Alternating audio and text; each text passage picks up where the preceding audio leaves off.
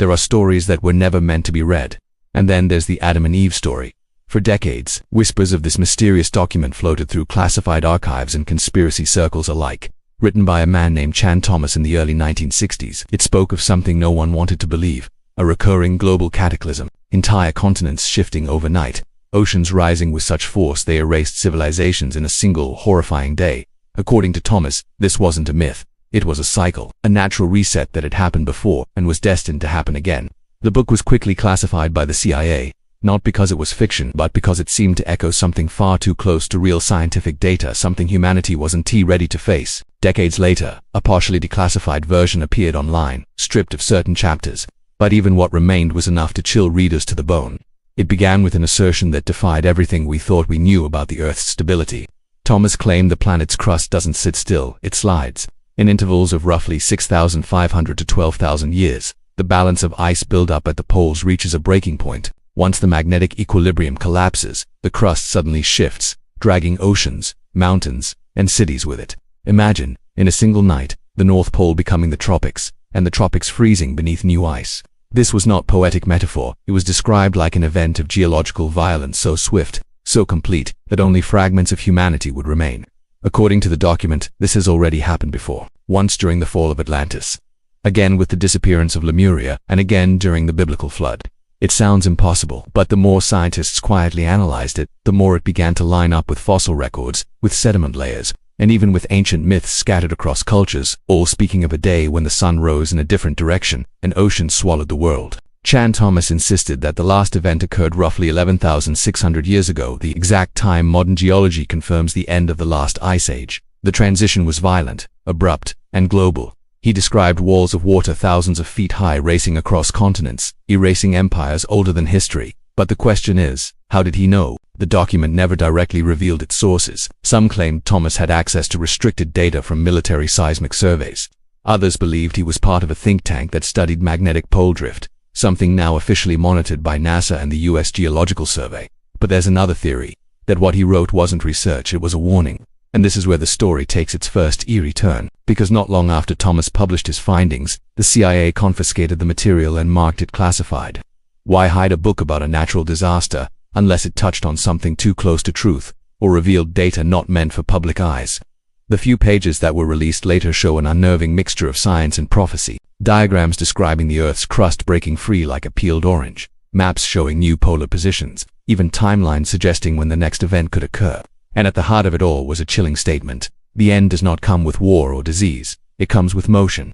The Earth itself moves beneath us. When modern analysts revisited these ideas, they noticed something striking. Certain satellite data over Antarctica showed unexplained magnetic anomalies deep beneath the ice, almost as if the planet was storing something preparing to move again. Thomas's theory mentioned trigger zones, regions where crustal pressure begins to build, often near magnetic poles or massive ice accumulations. And in recent decades, those exact conditions have been accelerating under Antarctica. In 2016, NASA's Operation Icebridge detected strange heat sources beneath the ice sheet, areas that shouldn't exist in a frozen continent. Not geothermal activity, but something else, concentrated regions of warmth, melting the ice from below. At first, scientists dismissed it as volcanic, but there were no volcanoes there. Instead, what emerged was a picture eerily similar to what Chan Thomas had predicted: destabilization from beneath. A precursor to crustal displacement. By then, researchers started asking quiet questions. Was this natural, or were we witnessing early signs of something our ancestors feared, a repeating event recorded in myth and forbidden texts? As the years went by, the Adam and Eve story faded again into obscurity. But beneath the surface of scientific journals and academic meetings, its shadow lingered. The more satellites we launched, the more we began to see the Earth differently, alive, shifting, breathing. And the deeper we looked, the stranger the data became, because somewhere above our heads, a Japanese weather satellite, Himawari 9, began capturing something unusual over the South Pole, a faint pulse, a rhythmic glow beneath the ice, at the same coordinates where those magnetic distortions were first recorded. At first, it was dismissed as sensor noise. But then, the pattern repeated. Every few days, the same pulse, the same signature. When the data was cross-referenced with seismic monitors, the timing matched microtremors emanating from beneath the Antarctic ice shelf, movements too deep for normal tectonic activity. The forbidden document had spoken of a magnetic precursor, an invisible force that begins shifting before the crust does, a kind of planetary heartbeat, and now the satellites were hearing it, For those who dared to connect the dots, it felt like the past was whispering from beneath miles of ice. The Adam and Eve document wasn't just a story, it was a countdown. The closer one looks, the more unsettling the coincidences become. Why did multiple ancient texts, from Mayan codices to Egyptian scrolls, speak of sudden floods and solar darkness? Why did the poles shift slightly faster each year? And why did the classified version of the Adam and Eve document, the full version, remain locked away, untouched, even after the CIA's 20-year declassification period expired? In an era where everything eventually leaks, this document remained protected by silence. That alone tells us one thing: someone still believes it holds truth. Perhaps the most haunting thought of all is not that Chan Thomas was wrong, but that he was right and early. And now, with the Himawari 9 satellite watching the frozen continent pulse like a heartbeat under glass, scientists and believers alike are forced to wonder, what if it actually happened before? And worse, what if it's about to happen again? Beneath the endless white silence of Antarctica, something ancient stirs. To the human eye, it's a world of stillness, a continent frozen in time. But to the instruments orbiting high above, it's a living system pulsing with strange energy. It all began quietly.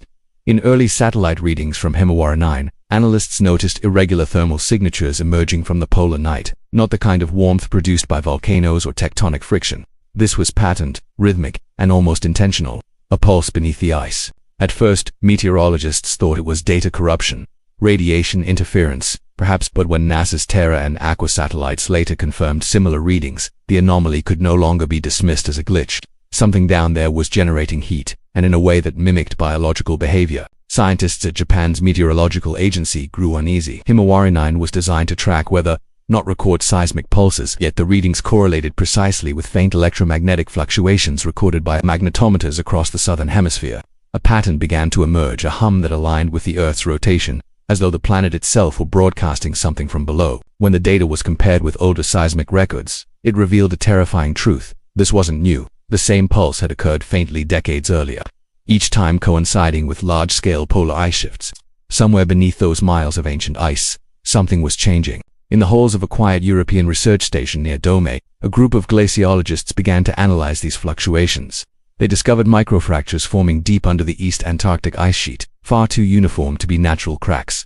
These fractures weren't spreading randomly, they were spiraling, almost like a signature. To understand what they were seeing, they cross-referenced the coordinates with geological surveys and found something shocking.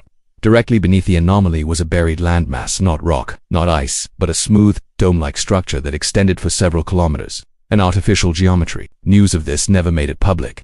The research was sealed, quietly transferred to an international defense network under the title Project Frostline. The official explanation: subglacial radar calibration study. But the internal memos told another story, one that read more like a warning. Satellite-based gravimetry showed that the dome-shaped formation had a density inconsistent with bedrock. Whatever it was, it seemed hollow, and it was expanding, ever so slightly, over time. That's when the Himawari 9 anomaly intensified. For weeks, the satellite captured flashes of ultraviolet light flickering from the same coordinates, synchronized with a magnetic surge. These flashes didn't scatter like auroras, they were directional, narrow, and constant, as if something under the ice was sending them. When decoded into waveform analysis, the flashes appeared structured, not random bursts, but repeating sequences, pulses spaced precisely 3.2 seconds apart. At first, researchers assumed natural resonance, but the probability of such perfect timing from geological activity was infinitesimal. It was as if the Earth itself had developed a heartbeat, and it was growing stronger. Meanwhile, sonar buoys in the Southern Ocean started picking up deep infrasound waves, low-frequency vibrations traveling upward from the seafloor beneath the Ross ice shelf. The readings grew stranger when they appeared to respond to seismic probes. Every time a signal was sent down, another came back, slightly delayed, slightly distorted, like an echo or a reply. In late 2023, the British Antarctic Survey received something they couldn't explain, a sound recording from beneath the ice shelf captured by an autonomous submersible. The transmission lasted only 8 seconds before the vehicle lost contact, but those 8 seconds were enough to send a chill through the entire lab. It wasn't mechanical noise. It wasn't volcanic. It sounded like a deep, resonant vibration, layered, almost harmonic, with subtle modulations that resembled language, a pattern of 3 tones, repeating, a pause, then to deeper tones. That was the same rhythm detected in Himawari 9's ultraviolet pulses. Somehow, whatever was under the ice wasn't just emitting heat, it was communicating. By the time fragments of this data reached civilian scientists, too many questions had already been raised. Geologists argued over the plausibility. Oceanographers warned about destabilized currents beneath the ice shelf, but a small, hidden faction of researchers saw something else. the fulfillment of a prophecy buried in the Adam and Eve story. According to Chan Thomas's Lost Chapters, before each global crustal shift, there are precursors of resonance, electromagnetic harmonics rising from the poles as the magnetic field weakens and the core prepares to rotate beneath a slipping crust. He called it the frozen warning. It begins quietly, he wrote, first as a whisper through the ice, then as a vibration that awakens what has long been asleep. And now, with the South Pole pulsing beneath Himawarian's unblinking lens, those ancient words no longer feel like fiction, because the resonance was growing louder, not metaphorically but physically. Seismic networks from Chile to Tasmania began registering low-frequency tremors that didn't behave like earthquakes. They didn't release, they sustained, as if the ground itself was humming. Every recorded anomaly pointed to one location, the Antarctic subglacial dome. No one dared to say it out loud, but the implication was haunting. Something beneath the continent was not dead, it was stirring. Even now, if you monitor satellite data during geomagnetic storms, faint flickers still appear, faint arcs of light that ripple through the southern aurora at impossible angles. And if you amplify certain infrasound recordings from that region, a pattern becomes audible, a pulse so deep it feels like the Earth's breath itself. Whatever the Adam and Eve document warned about, whatever it tried to tell us, it's not coming from space, it's coming from beneath. The question isn't whether we can stop it, the question is whether it's already begun. The discovery shook the scientific community to its core. At first, the strange readings from the Himawarian satellite were dismissed as sensor errors, but then, other satellites began to report the same thing. From NOAA's geostationary systems to Japan's weather satellites. All of them showed subtle but undeniable evidence. Earth's magnetic field was moving faster than ever recorded in modern history. Every compass in the world, every navigation system, every reference point that humanity trusted, was beginning to drift. The North Magnetic Pole, once stable in the Canadian Arctic, had been accelerating towards Siberia at nearly 50 kilometers per year. But now, according to the new data, it had reached a velocity unseen in the geological record. Something massive was disturbing the planet's balance, something deep, ancient, and possibly catastrophic. Scientists working in private research circles began whispering the same terrifying word. Reversal. The Adam and Eve document, once ridiculed and buried in the archives of Cold War myth, described exactly this, a sudden global pole shift that would occur not over millennia, but within hours. According to the text, it would start with a chain of events triggered in the most unlikely place, Antarctica. Buried beneath 3 miles of ice, the continent had always been a frozen enigma, but recent satellite thermal scans revealed something shocking. A circular heat anomaly minus 50 miles wide pulsing intermittently near the Gamburtsev Mountains, a region scientists once called the Ghost Range. No volcanic activity was known there, no tectonic boundary existed. And yet, the heat signature was identical to those found above magma plumes, as if the Earth itself was stirring awake. The Himawarian's infrared sensor picked it up first, a perfect circular formation, glowing faintly through the Antarctic night. At precisely 3:11 a.m. UTC, a faint burst of electromagnetic energy radiated outward, disrupting weather models across the southern hemisphere for several minutes. The pattern wasn't random, it had symmetry. It looked designed. Researchers in Japan cross-referenced the signal with archived recordings and found a near-identical pulse from December 21, 2012, the day the Mayan calendar cycle ended. Back then it was dismissed as atmospheric noise, but now, it lined up exactly with the coordinates described in the Adam and Eve document's point of origin, a mysterious location the text called the Southern Eye. The further scientists dug, the more the coincidences piled up. The document warned that each cycle of civilization, every rise and fall, begins when the poles reverse, tilting continents and drowning coastlines in a single day. Thomas wrote that the ice cap in Antarctica would eventually break loose, sliding into the sea, triggering earthquakes and tsunamis that would reshape the face of the planet. And that's when it began. In late August, seismic stations in the Southern Ocean recorded a low rhythmic tremor, too deep to be an earthquake, too consistent to be random. It was like the heartbeat of the Earth itself. Every 16 minutes, the tremor pulsed again, echoing across the crust and into the mantle. The Himawarian picked up faint atmospheric disturbances aligned with the rhythm, like invisible ripples moving through the planet's magnetic field. Within days, compasses began to fail in parts of South America and New Zealand. Airplanes had to rely on manual coordinates. Auroras appeared where they never should, bright green curtains of light dancing over the Indian Ocean and across Argentina's night skies. And then, without warning, a sudden burst of radiation from the lower magnetosphere struck multiple satellites, including Himawarian, for a few seconds. The feed went dark.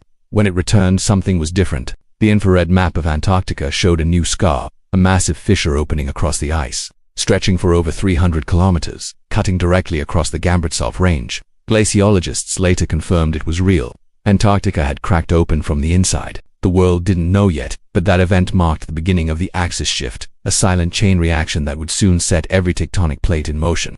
What Himawaranine captured wasn't a natural phenomenon. It was a trigger event, the kind described in the declassified Adam and Eve manuscript as the Great Unlocking.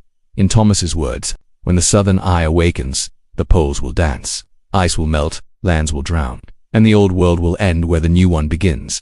As scientists scrambled to understand what they were seeing, a single question began haunting every agency and research division monitoring Antarctica. Was this the same event the CIA had tried to suppress for 60 years? Had we just witnessed the first sign of Earth's reset mechanism, the one our ancestors survived and forgot? Because if the document was right, the shift was not coming soon. It had already begun. They called them myths, legends told by dreamers, carved in crumbling stone and fading papyrus. But what if those myths were never stories? What if they were memories? Long before humanity mastered the atom or touched the stars, others had done the same. Their traces lie buried beneath our feet, under sand and ocean, disguised as time itself. The story of Atlantis is not a tale of fantasy, it's a whisper from a civilization that witnessed the same cataclysm the Adam and Eve document warns us about. Plato recorded what his ancestor Solon heard from Egyptian priests, that Atlantis fell in one day and one night of misfortune, a flood that swallowed cities, mountains trembling, seas rising as if the planet itself turned in its sleep. For centuries, scholars dismissed it as metaphor, but deep beneath the Atlantic and Mediterranean, sonar has found circular structures, concentric rings, eerily identical to Plato's description.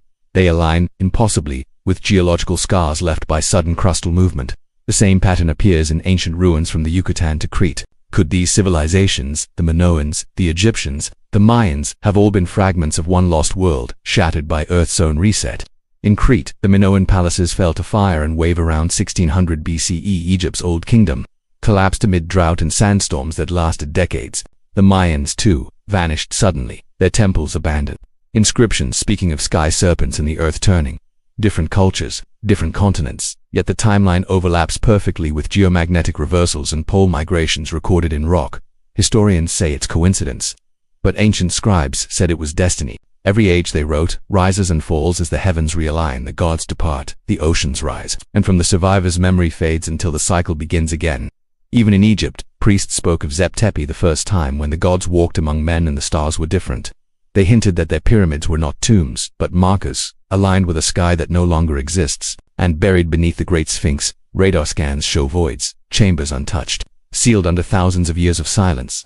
What if those chambers hold the warnings of a last world before the reset? In South America, the ruins of Tiwanaku and Pumbaa bear cuts so precise, they seem machined. Stones weighing hundreds of tons fitted together like puzzles, impossible by ancient standards, yet ancient they are. Their carvings echo patterns of stars now long shifted from view, constellations that aligned perfectly during the last known pole migration. When the magnetic field collapsed, it wasn't only continents that moved.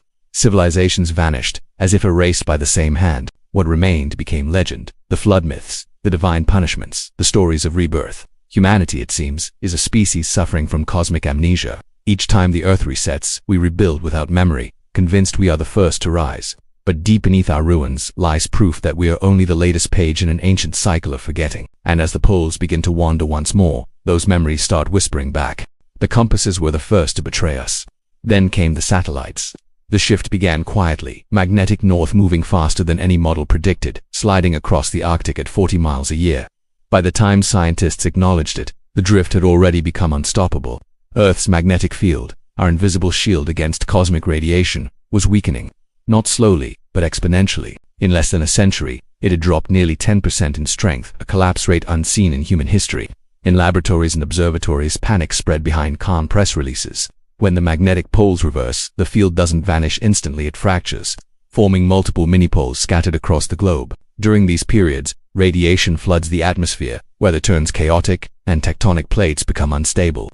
Chan Thomas described it as the Earth shedding her skin. Now, the data matched his warnings almost line for line. In December, satellites recorded massive electrical distortions near the South Atlantic anomaly, a region where the magnetic field is weakest. Airlines quietly adjusted routes, GPS networks glitched, whales began migrating in erratic patterns, their internal navigation thrown into confusion. And then, the oceans changed. Sensors in the Pacific detected deep, rhythmic pulses, long waves of magnetic resonance traveling through water like a planetary heartbeat. Each pulse coincided with spikes in atmospheric energy. Auroras seen as far south as Chile and New Zealand. Something beneath the crust was moving. Government agencies called it normal geomagnetic variation, but leaked research from ESA suggested otherwise. They called it phase drift. In simpler terms, the crust was beginning to slip. Satellite imagery showed subtle continental flexing, micro-movements invisible to the naked eye, but real enough to alter ocean currents and disrupt climate models. Antarctica, once thought immovable, revealed vast subglacial rifts forming at impossible speeds. Heat signatures bloomed under the ice, the same coordinates tied to the anomalies from Himawayanin. The media stayed silent, but underground networks began sharing what scientists couldn't publish.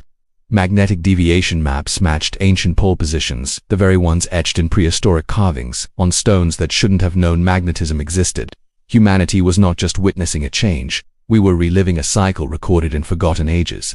And this time, we had instruments to measure the pulse of the apocalypse. Some scientists began hearing it, a low hum beneath the static, present in recordings from the ocean floor. Others swore they could feel it. Migraines, vertigo, sudden surges of emotion during magnetic spikes. It wasn't only the earth changing, it was us. Thomas once wrote, "When the field turns, the mind trembles, for the human heart beats to the rhythm of Earth's core." If true, then humanity's restlessness, its rising aggression and unease, were not just social phenomena, they were symptoms, a planet preparing to reset its pulse. There comes a moment in every story when the pattern becomes undeniable.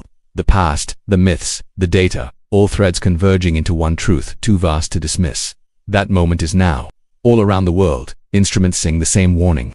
The magnetic field continues to collapse, splitting into chaotic swirls of polarity. Earth's crust groans. The auroras stretch far beyond their poles, rippling like cosmic curtains across cities that should never see them. And then silence, a global stillness that even machines can feel. Satellites drift, their signals bending, refracted by a planet losing its orientation. Himawari Sambilan, the silent witness above the Pacific, records a final image before going offline. A swirling mass of light above Antarctica, spiraling outward like a luminous hurricane. Within that light, something ancient and mathematical rings within rings, a design that mirrors both DNA and geometry of the atom. It's as if nature itself encoded the blueprint of renewal into every scale of existence. The Adam and Eve prophecy wasn't about divine punishment. It was about rhythm, the pulse of the earth resetting itself in endless intervals. Life ends, but not truly. It reforms, reshapes, rebuilds, just as it always has. As the world holds its breath, one realization remains. We are not witnesses to the end, we are participants in a rebirth. The ancient civilizations tried to tell us, the temples, the pyramids, the myths, all warnings carved in stone so memory could survive the flood. Now, their voices echo again through shifting skies and trembling ground. Somewhere beneath the ice of Antarctica, the spiral glows brighter, a heartbeat beneath the world, a signal sent not to destroy but to remind. The end is not destruction, it's repetition. And as the skies ignite and sheets of aurora and the oceans rise to whisper against sleeping cities, one truth resounds through the static of a dying magnetic field. We have been here before.